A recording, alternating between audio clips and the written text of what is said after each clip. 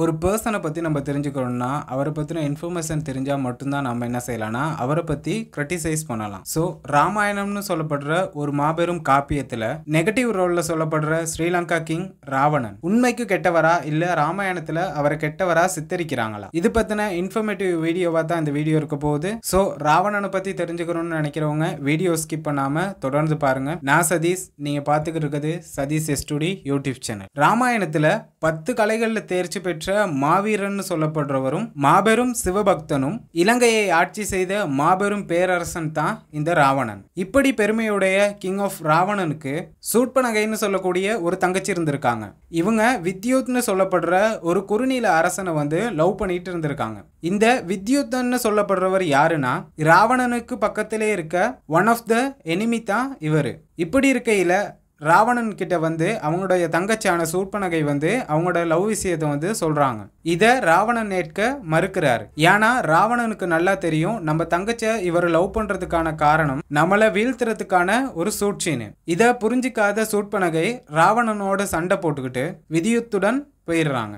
பரவாயில்லன்னு சொல்லி ராவணன் அவங்க 2 பேர்த்தையும் கூட்டிட்டு நல்லா பாத்துக்கிறாரு. இப்படி இருக்கும்போது ராவணனும் விதியுத்தனும் ஒரு இடத்திற்கு பயணம் பண்ணிக்கிட்டு இருக்கக்குள்ள விதியுத்தன் ராவணனை கொலை செய்யறதுக்கு ட்ரை பண்றாரு. இந்த நேரத்துல ராவணன் அவருடைய செல்ஃப் டிஃபென்ஸுக்காக விதியுத்தனை கொல்ல வேண்டிய ஒரு நிலை ஏற்படுது. விதியுத்தன் இறந்ததை கேள்விப்பட்ட சூர்பனகை ராவணன் மீது கோபப்பட்டு ராவனை விட்டு அயோத்திக்கு போயிட்டு அங்க இருக்க ஒரு காட்டுல வாழ ஆரம்பிக்கிறாங்க. இப்படி அவங்க அந்த காட்டுல வாழ்ந்துகிட்டு இருக்கக்குள்ள ராமனையும் இலக்குமணனையும் மீட் பண்றாங்க. இப்படி மீட் பண்ணும்போது சூர்பனகை ராமனிடம் கதைக்கிறதுக்கு ட்ரை பண்றாங்க. ஆனா அத ராமன் அவாய்ட் பண்றாரு. அப்போ ராமர் சொல்றாரு, என்னை பத்தி நீ ஏதாவது தெரிஞ்சுக்க விரும்புனா என்னுடைய தம்பியான இலக்குமணனிடம் கேட்டு தெரிஞ்சுக்கோன்னு சொல்றாரு. பேசிக்கிட்டு இருக்கும் போதே இலக்குமணன் சூர்பனகையின் தோற்றத்தை வச்சு அவங்க யாருன்னு தெரியாம அவங்களோட மூக்க வெட்டிடுறாரு. வலி தாங்க முடியாத சூர்பனகை அழுந்துகிட்டே ராவணன் முன்னுக்கு நிக்கிறாங்க. இப்படி ரத்த கரையோட தனது தங்கச்சியை பார்த்த ராவணன் கடும் கோபம் கொள்றாரு. அப்போ சூர்பனகை சொல்றாங்க,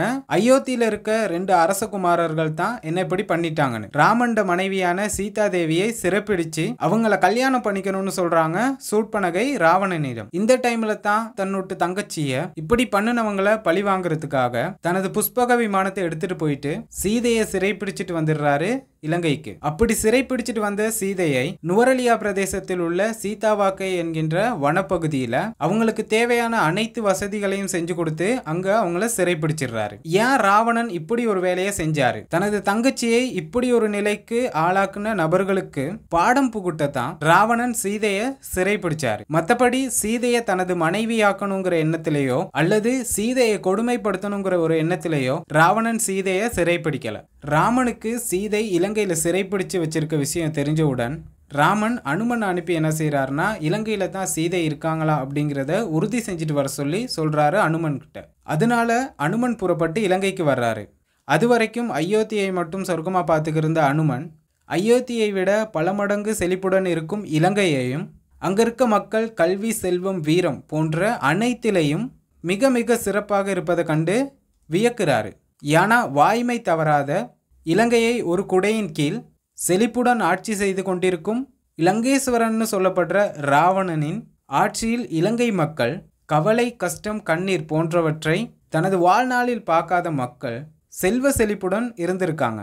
ஒரு வழியா சீதையை கண்டுபிடிச்ச அனுமன் ராமனுக்கு இந்த தகவலை தெரியப்படுத்துறாரு. உடனே ராமன் கடலுக்கு அப்பால் இருக்கக்கூடிய சீதையை கூட்டிட்டு வர்றதுக்காக இலங்கை மீது போர் தொடுக்க தன்னிடம் இருக்கக்கூடிய சேனைகளையும் வானரப்பட சேனைகளையும் ஒன்று சேர்த்து இலங்கை போறதற்கு தனுஷ்கோடியிலிருந்து மன்னார் வரைக்கும் இருக்கக்கூடிய கடல் மார்க்கத்தில் ஒரு பாலத்தையும் அமைக்கிறாங்க.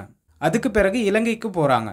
ராமனும் இலக்குமணனும் இலங்கையை பார்க்கும்போது அனுமன் சொன்ன எல்லாமே உண்மைன்னு ஒத்துக்கிறாங்க. அந்த அளவிற்கு இலங்கையை லங்கேஸ்வரர்னு சொல்லப்படுற ராவண ஆட்சியில ரொம்ப சிறப்பா இருந்திருக்கு. பின் கடவுளின் உருவமான ராமனும் சிவனிடம் சாகாவரம் பெற்ற ராவணனுக்கும் இடையில போர் நடக்குது. இந்த போர்ல ராமனின் படைக்கு சமமான அளவிற்கு போர் புரியுறாங்க ராவணனின் படை. ஒரு கட்டத்துல ராவணனின் மகனான இந்திரஜித் இலக்குமணனையும் வீழ்த்திடுறாரு. இலக்குமணனை காப்பாத்துறதுக்காக சஞ்சீவி மூலிகையை தேடி அனுமன் போறாரு. அனுமன் போயிட்டு அந்த சஞ்சீவி மலையவே அடியோடு கொண்டு வந்து இலக்குமணனை வந்து காப்பாத்துறாங்க. தொடர்ந்து 13 நாட்கள் நடந்த போர்ல ராவணன் எனும் லங்காதிபதி கடவுளின் உருவமான ராமனிடம் வீழ்ந்துடுறாரு. ராவணனின் மரணப்படுக்கையில் ராவணனிடம் உபதேசம் பெற்று வரும்படி இலக்குமணனிடம் ராமர் சொல்றாரு. ராவணனிடம் இலக்குமணன் உபதேசம் பெறாரு. அப்போ ராவணன் சீதையை கடத்திட்டு வந்த பிறகுதான் ராமாயண போர் படலம் ஆரம்பிச்சிச்சுன்னு நினைக்க வேணாம். சூர்பனகைன்ற ஒரு பெண்ணுக்கு